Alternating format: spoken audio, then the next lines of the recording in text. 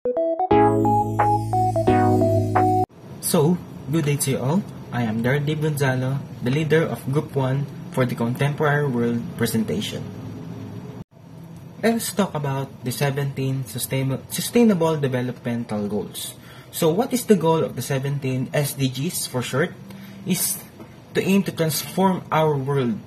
So, many problems are encountered in our world. Poverty, hunger, and many more. So, the 17 SDGs will be the goal of the United Nations to make the world a better place and transform it. So, heading into our first goal into the 17 Sustainable Development Goals is firstly the no poverty. What is no poverty? Our first goal into the 17 SDGs. So firstly, I will explain. Poverty is a widespread problem that all countries in the world faces, most especially in our country, Philippines. There are many who experiences poverty. For example, the squatters, the low-class families, low-class citizens, they are neglected and underprivileged. So, they are neglected and underprivileged in a circumstance where they don't have any access to resources, for example, food, water, and daily needs of a human. So, in this goal, the no poverty aims to eliminate all kinds of poverty and make the world a better place. So, why is that? Poverty, as I said, poverty is a widespread problem that all countries in the world faces. So, according to the SDG, its objective includes ensuring the entire population, and especially the poorest and most vulnerable have equal rights to the economic resources, access to basic services, property, natural resources, and new technologies. As I said earlier, Filipinos or many people in the world experiences poverty. So this is why the 17 SDG, firstly, is the main goal is to eliminate the poverty. And to elaborate it more further, giving these people access to basic needs, for example, technologies, foods, waters, they will be able to keep up with the economy of our world today. And that is all for the no poverty. Thank you. I am Jensis Blanca and I'm here to discuss what is Zero Hunger. Zero Hunger aims to end hunger and ensure access to nutritious food for all. However, over 700 million people still face hunger due to poverty, conflict, climate change, and inefficient food system. So, next is key challenges. So, ano nga ba yung mga dahilan kung bakit may nakakaranas ng gutom? Number one dyan is poverty. We all know na ito talaga yung isa sa pinakadahilan kung bakit may mga nagugutom na tao is poverty. Because limits access to food and resources. Ibig sabihin nun, wala silang kakayahan na bumili ng masustansyang pagkain. Next is climate change. Disrupt food production through droughts and floods.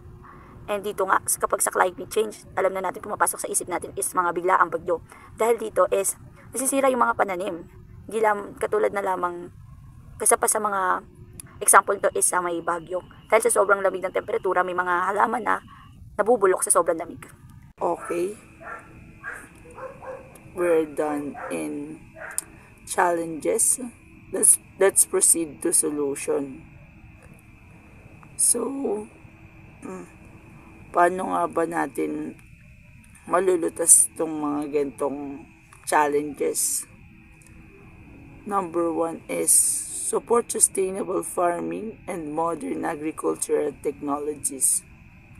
If bibigyan natin yung mga farmers or tuturuan natin sila ng in a modern way, katulad bibigyan natin sila ng machinery, mas mapapabilis yung production ng mga pagkain. And next is sa number 2 na solution natin is mababawasan natin yung mga pagsasayang ng pagkain. Kasi madaming sasayang na pagkain dahil sa kakulangan sa storage and yung distribution. If may improve natin yung pagdidistribute, mababawasan natin yung mga nasasayang na pagkain. And of course, yung mga tamang storage. Marami kasing akong nabasa ko sa article, napapanood ko sa TV, na yung ibang mga tanim is hindi na i-storage ng maayos. So, kailangan din natin tututukan to end hunger. Good health and well-being. So, the goal of this Sustainable Development Goal, or SDG, is to ensure everyone has access to healthcare and vaccines, making universal health coverage a reality. These include addressing issues such as disease outbreaks, high child mortality rates, and lack of access to medical services. So, for the progress of this SDG, many countries are improving in areas like reducing child deaths. For instance, 146 out of 300 countries are on track to lower the under 5 mortality rate significantly. And to overcome weaknesses in healthcare system, there must be more investment in medical infrastructure and resources, especially in countries recovering from health crisis. So, for example, program like vaccination campaigns and maternal care initiatives play a key role in achieving this target. The quality of education is very important because quality of education is very important. Like sa ating bansa is nag-improve or nag-develop tayo ng education, lalo na yung K-12 or yung senior high na dinagdag nung administration pa ng dating Pangulong Noynoy Aquino. Kasi pagdating sa education is nahuhuli tayo sa ibang bansa. So kaya nag-upgrade tayo or nag-improve tayo ng the quality of education sa ating bansa.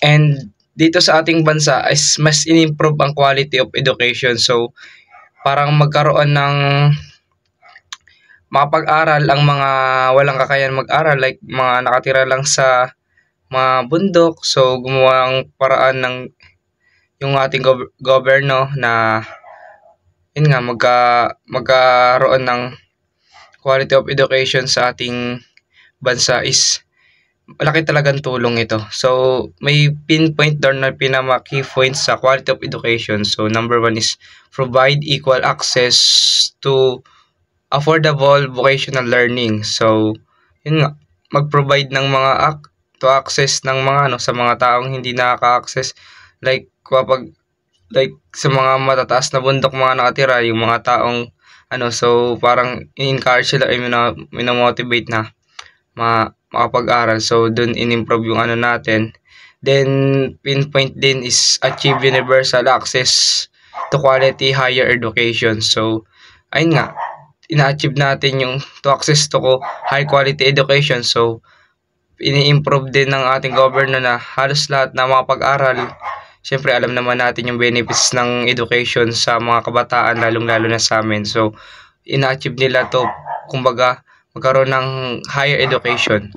So then, isa sa pinaka-pinpoint din nila is this can help to break the cycle of poverty in our country. So, ang education kasi is napakalaga, and ito talaga yung magbe-break kung sa pamilya mo, sa mga ninuno mo is nakaharap ng poverty or kahirapan. So, kapag nakapagtapos ka kasi ng pag-aaral or mas yung quality of education sa atin, so may posibilidad na is makakuha ka ng magandang trabaho. Lalo na sa ating bansa is mas mahalaga talaga ang diploma. lalo na hinahanap yan kapag nag-apply tayo ng trabaho. And yung to break yung poverty sa atin, sa pamilya natin. So, yung iba, mga breadwinner. So, sila yung financially stable, and kapag nakapag-graduate ka talaga is magandang trabaho yung makukuha mo. Lalo na dito sa ating bansa is need talaga. And empower people everywhere to live more healthy and sustainable lives. So, yun nga, quality of education isa sa pinakamahalaga, and ito rin yung magiging benefits niya. And to add last is diploma ba or diskarte. For me as a student is important ng diploma, lalo na sa ating bansa, tulad ng sabi ko kanina, is so very important kasi sa bansa natin is isa talaga hinahanap kapag nag-apply tayo ng trabaho, diploma. And yung diskarte kasi is matututunan din natin yan sa loob ng school, yung diskarte, kung paano natin makapagpasa ng mga projects and assignments. Didiskarte tayo kung paano natin magawan, and diskarte upang ma-overcome yung every trials na kinakaharap natin. Ayun, para sa akin. Gender equality. So, gender equality is essential for a peaceful and thriving society. It means treating women and girls equally and ensuring they have the same opportunities as men in all areas of life. So, the current issue of the SDG is that women globally earn 23% less than men and perform 3 times as much unpaid domestic work. So, they also face issues like workplace discrimination, sexual violence, and underrepresentation in leadership roles. So, why does gender equality matter? Equality leads to economic growth, better family health, and reduced poverty. And by making initiatives promoting equal pay, access to education, and protection against violence, it is critical steps toward achieving gender equality. Clean water and sanitation. So, the clean water sanitation is very important. Kaya, isa sa pinakamahalaga to ang clean water sa atin. Ang alam naman natin, ang water is pinaka-common needs natin or basic needs as a human. So, syempre, kailangan natin ng tubig sa katawan. Syempre, malinis na tubig, and sanitation to our protection from the bacteria or viruses na Kaya, need talaga natin ng clean water sanitation. And, alam naman natin na ang clean water is, like dito sa ating country is, ayun nga, may mga tayo eh. Hindi lang na kami tumutukoy ito sa mga needs natin, like yung mga likas na yaman na tubig natin. Dito rin tumutukoy. Kasi, need talaga natin ng tubig sa ating katawan, and maraming pinagagamitan tayo ng tubig, like paghugas ng plato, paglalaba, pagliligo. So, ginagamitan ng tubig. And, ang water kasi is very essential sa ating buhay. Napakahalaga nito. And yung pagsasanitize, like yung paghuhugas ng kamay bago kumain, yun, mga tinuturo dati sa school. So, very important yun. So, meron dito mga pinpoint sa SDGs na pinakaano nila. So, number 1 is investment and structures and sanitation to facilities. So, yun nga, like sa aming dati, nung elementary kami, so sa school namin is tinuturuan kami maghugas ng kamay, yung properly hand wash, and yun nga, yung pag-inom ng mga malinis na tubig, hindi dapat basta-basta pala inom ng tubig kasi nakaka-apekto din sa ating kalusugan. And number 2 is the Philippine point nila is the protection and restoration of water-related ecosystem. So, yun nga, yung water is yun nga, related sa ating ecosystem o sa ating dito sa mundo or sa ating country is very important talaga ng water. And hygiene education. So, isa sa tinuturo sa paaralan kung gaano kahalaga ang clean water na iniinom natin, and sanitation sa ating sarili. Like mga hygiene sa ating sarili, like paghugas nga ng kamay, etc. na pwede natin gawin sa ating sarili. Isa sa pinakamahalaga ang clean water and sanitation. And sabi nga dito, 'di ba, billions of people still face daily challenges regarding this clean water sanitation. Like yung country ng Africa, so struggle talaga, challenges sila everyday na sa tubig dahil yun nga, bukod sa kakulangan sa tubig na iniinom nila is tigtuit din sa kanila and maduduming tubig doon. So yun nga, and dahil din sa isa sa nakakapekto is the climate change. So sobrang grabe yung tig-init talaga, is kaya bumababa yung water level ng tubig. Kaya dito sa ating bansa is, di ba, pansin nyo na nagkakaroon, minsan walang tubig kapag sobrang tig-init. So yun nga, bumababa, and kailangan i-manage ng governments or ng organization ng water na i-manage ng tama yung water, kasi isa sa pinakamalaga talaga yan, kaya hindi tayo pwedeng magsayang ng tubig. Isa sa pinaka natutunan ko dito sa clean water and sanitation is hindi lang dapat pala tayo dapat gamit ng tubig, dapat marunong din tayo magtipid at pangalagaan yung mga likas na yaman na tubig natin, and hindi dapat natin isa sa bahala or dinudumihan lang yung mga natin. And sa sanitation is dapat na natin yan kumbaga cycle na natin yan sa araw-araw natin para maprotektahan din natin yung sarili natin sa mga virus and mga germs. So sanitation is very important talaga, and yung pag-inom ng water and clean water na nasa paligid natin, ayun yung pinaka natutunan ko. Thank you. Affordable and clean energy. Ensure access to affordable, reliable, sustainable, and modern energy for all.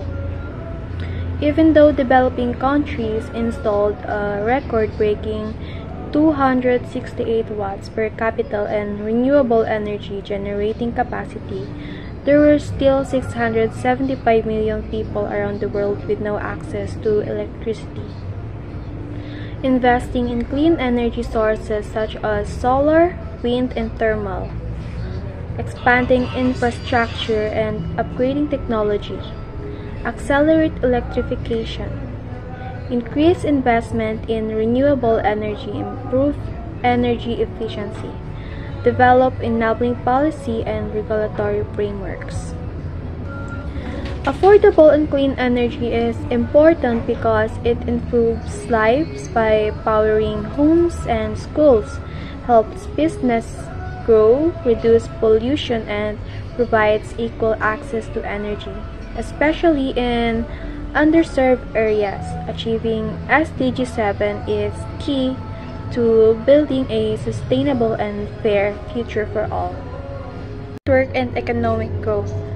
Promote sustained, inclusive, and sustainable economic growth, full and productive employment, and decent work for all. More progress is needed to increase employment opportunities, especially for young people, even though the labor productivity has increased and the unemployment rate has decreased. The global unemployment rate declined significantly in 2022 from 6.6% in 2020 and 5.4% as economies began recovering from the shock of the pandemic. Persistent lack of decent work opportunities, insufficient investments, and underconsumption contribute to erosion of the basic social contract. To achieve Goal 8, a wholesale reform of the financial system is required to tackle the important topics related. Decent work and economic growth is vital for reducing poverty, ensuring fair wage, and creating equal job opportunities. It promotes sustainable economic stability, empowers youth, reduces inequality, and fosters innovations by encouraging responsible resource use and financial reforms. It supports inclusive growth and builds a resilient society. Hi, I am Kazmir Mepanum from Bitivited 12 City, and I am here to discuss the 9th Sustainable Development Goal, or SDG, which is all about the industry, innovation, and infrastructure. Industry, innovation, and infrastructure are to build resilient infrastructure, promote inclusive and sustainable industrialization, and to foster innovation. So basically, this Ninth Sustainable Development Goal is focused on the expansion or the growth of a resilient infrastructure. This includes the distribution, investment, and even the economic growth affecting and challenging the development of infrastructures and industrialization. To give an overview, the manufacturing industry's recovery from COVID-19 is incomplete and uneven. Its growth slowed down from 7.4% in 2021 to 3.3% in 2022. To simply put, the COVID-19 pandemic became a big factor and truly affected all aspects including the manufacturing industry. It slowed down its growth and led to a poor or declined status. And as of 2022, 95% of the world's population was within reach of a mobile broadband network, but some areas remain underserved. This means that there is an unjust distribution of technology transfer, that there are still some percentage of the population that lacks internet access. Investments in infrastructure are also crucial. There is insufficiency leading to a slow-paced development of infrastructure and development. To achieve Goal 9 by 2023, we need to support LDCs or the least developed countries, invest in advanced technologies, lower carbon emissions, and increase mobile broadband access. Again, the ninth Sustainable Development is all about building resilient infrastructure, promoting inclusive and sustainable industrialization, and foster innovation. I'm Janeline Lastima from Bitivited 12 City.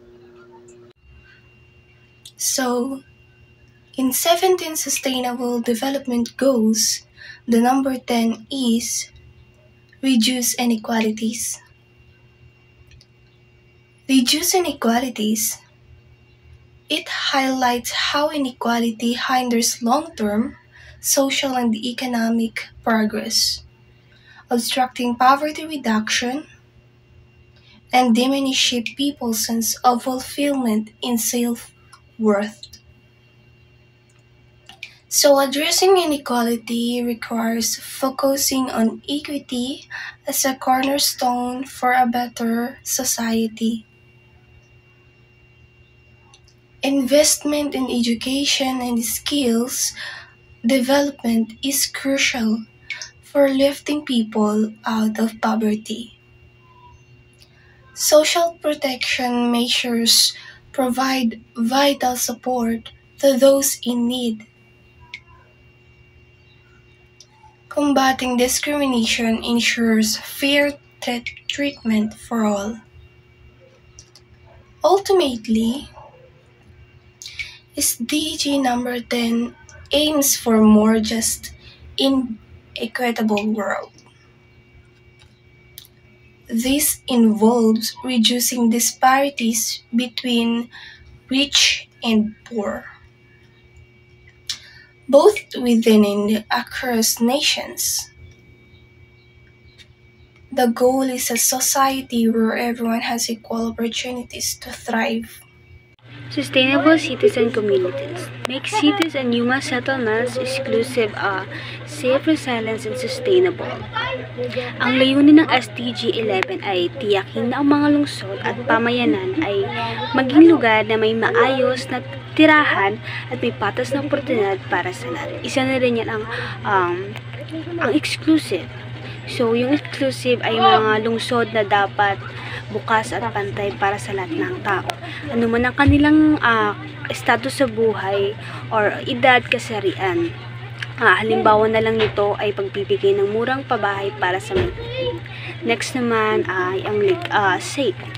Ang mga lungsod ay dapat may maayos na sistema, may mga istruktura at proteksyon laban sa natural na kalamidad tulad ng bagyo at lindol. Next naman, matatag, resilient. Dapat kayang harapin ng mga lungsod ang may hamon tulad ng mga pagbabago ng klima at iba pang suliranin. Example nito, paggamit ng renewable energy source at pagsulong ng green architecture na tumutulong sa kalikasan. And lastly is sustainable. Ang pamayanan ay dapat magtaguyod ng balance or balanse sa pangangailangan ng tao at kalikasan. Halimbawa, pagtanim ng mas maraming puno, pagbabawas ng paggamit ng plastic at pagtaguyod ng recycle programs. Mahalaga ang bigyan ng pansin ang SDG 11 upang ang bawat isa ay magkaroon ng napakamuhay ng may dignidad, seguridad at may malasakit sa kapaligid. So hello guys, I'll be discussing SDG 12 to you, or what we call the Sustainable Developmental Goal number 12, the responsible consumption and production. So our daily choices as consumers significantly impact the environment, economy, and society. SDG 12 aims to ensure sustainable consumption patterns and reduce waste, promoting resource efficiency and sustainable lifestyles. So, what is the key challenges of SDG 12? First, overconsumption of resources. Second, waste generation and pollution.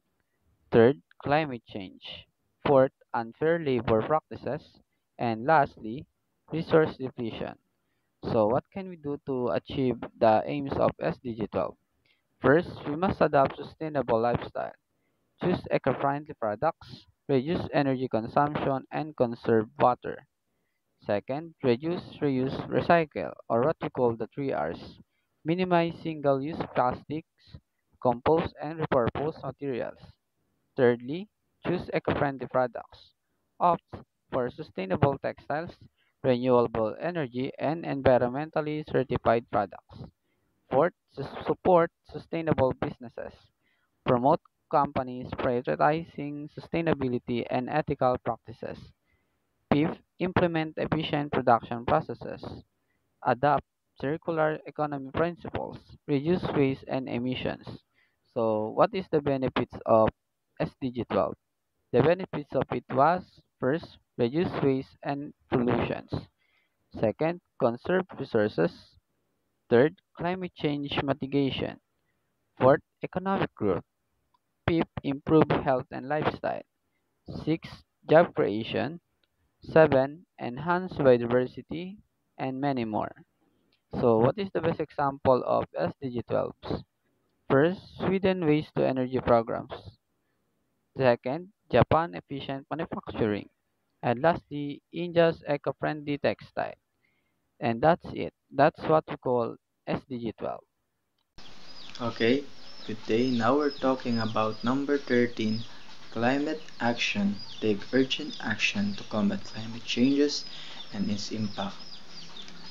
What I know, climate changes represent serious risk to nations around the world, including rising ocean levels, shift in climate patterns, and more frequent extreme weather events. These changes can lead to mass displacements of populations, potentially triggering social unrest and conflicts from our world. In 2010 to 2020, areas most susceptible to climate impacts saw mortality rates from climate-related disasters that were 15 times greater in those areas. With lower exposure to such risks, tackling this challenge demands prompt large-scale efforts to reduce emissions and adapt to a new condition and strengthening defense in the most vulnerable regions. If action is delayed, the consequences will worsen, affecting our global stability and economies and our people. Immediate measures are essential to mitigate these dangers and protect both human life and the environment in the years to come. What I know, this climate change will make our world harder and our people will suffer a lot. We need the government to help us and protect the regions around our country to lower the endangerment of people in our country. That's all. Thank you. So, in 17 Sustainable Development Goals, the number 14 is the life below water. So, what is life below water? Life below water is sinasabi nito na ang mga karagatan ay nagbibigay ng important resources such as food, medicine, and biofuel, or etc. However, due to pollution, The oceans are becoming more acidic and filled with waste. In 2021, over 17 million metric tons of waste were recorded. And this is expected to double and triple by 2040. This is dangerous because it affects marine life, the food chain, and the services provided by the ocean for our food security. We need to protect our oceans for our future.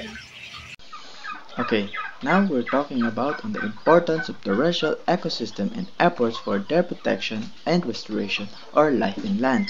Terrestrial ecosystems are fundamental for human well-being, playing a crucial role in sustaining life on Earth. These ecosystems contribute to over half of global carbon sequestration and encompasses a wide range of cultural, spiritual, and economic values. The proper management of forests, prevention of desertification, and restoration of degraded lands are essential for ensuring the continued health and resilience of this ecosystem. In recent years, international support for biodiversity has seen a significant increase in 2021. Funding for biodiversity initiatives through Official Development Assistance or ODA grew by 216.2%, rising from 7.7 billion in 2020 to 9.8 billion. This surge is financial support to demonstrate a growing global commitment to preserving and restoring terrestrial ecosystems. However, despite these efforts, the degradation of terrestrial ecosystem remains a significant challenge. Between 2015 and 2019. An estimated 100 million hectares of productive land were lost each year due to the various factors including deforestation, overexploitation, and unsustainable agriculture practices. This land degradation has directly impacted the livelihood of approximately 1.3 billion people around the world, directly highlighting the urgent need for action to reverse these trends. The halting of deforestation and the restoration of degraded land are critical to preventing further loss of natural habitats and biodiversity. These actions are not only necessary for environmental health but also for maintaining the cultural and economic benefits that these ecosystems provide to communities around the world. Protecting and sustainably managing our terrestrial ecosystems and key to addressing the interconnected challenge of biodiversity loss, climate change, and sustainable development. Peace. Promote peaceful and exclusive societies for sustainable development. Provide access to justice for all and build effective, accountable, and exclusive institution at all levels. Layunin ng SDG 16 ay itaguyod ang kapayapaan, katarungan at matatag na mga institusyon para sa mapanatiling pag-unit. Isa na rin ay pagbuo ng mapayapa at eksklusibong lipunan kung saan ang bawat tao ay malaya sa takot at karasan. Next naman ay pagbibigay akses sa katarungan para sa lahat ng mahihirap at naaabig. And next naman dyan ay pagtatag ng mga institusyon upang maging epektibo at pananagutin at transparent. And lastly is pagbabawas ng lahat ng anyo ng karahasan at paglaban sa krimen, terorismo at korupsyon. Bakit mahalaga ang SD1611? Mahalaga ang SD16 dahil binibigyan ng boses ang mga tao, pinoprotektahan ang karapatang pantao at pinapabuti ang kalidad ng pamumuhay. At tumutulong ito sa pagbuo at ligtas at may maayos na komunidad para sa lahat. The SDG 17. So, what we call the Sustainable Developmental Goal number 17, Partnership for the Goal. So, achieving the SDG requires unprecedented collaboration among governments, businesses, civil society, and especially as individuals. So what is the goal of SDG number 17? First, strengthen global partnership for sustainable development. Second, mobilize resources, financial, technological, or capacity building. Third, share knowledge, expertise, and innovation. Fourth, enhance cooperation among stakeholders. Fifth and the last one, build capacity and institutional strength. So what is the benefits of SDG number 17? First, accelerated SDG progress. Second, increased funding and resource mobilization. Third, innovative solutions through collaboration. Fourth, global cooperation and solidarity. Fifth, stronger institution and governance. Sixth and the last one, improved data sharing and accountability. So, what is the characteristics of successful partnership? First, clear goals and objectives. Second, share responsibility and accountability. Third, mutual benefit and respect. Fourth, transparency and open communication. Fifth and the last one, the continuous evaluation and improvement. So, what is the best examples of it? First, UN Sustainable Development Partnership. Second, Public-Private Partnership or PPPs for infrastructure development. Third, Global Funds for AIDS, tuberculosis, and malaria. Fourth and the last one, the Climate Action Platforms. So, what can we do to get involved in this SDG 17? First, collaborate with local organizations and communities. Second, participate in global initiatives and conferences. Third, advocate for policy changes supporting SDGs. Fourth, support SDG focused businesses and social enterprises. Fifth and the last one, share knowledge and exercise through capacity building programs. So, in conclusion, SDG 17 recognize partnership as a vital catalyst for achieving sustainable developmental goals.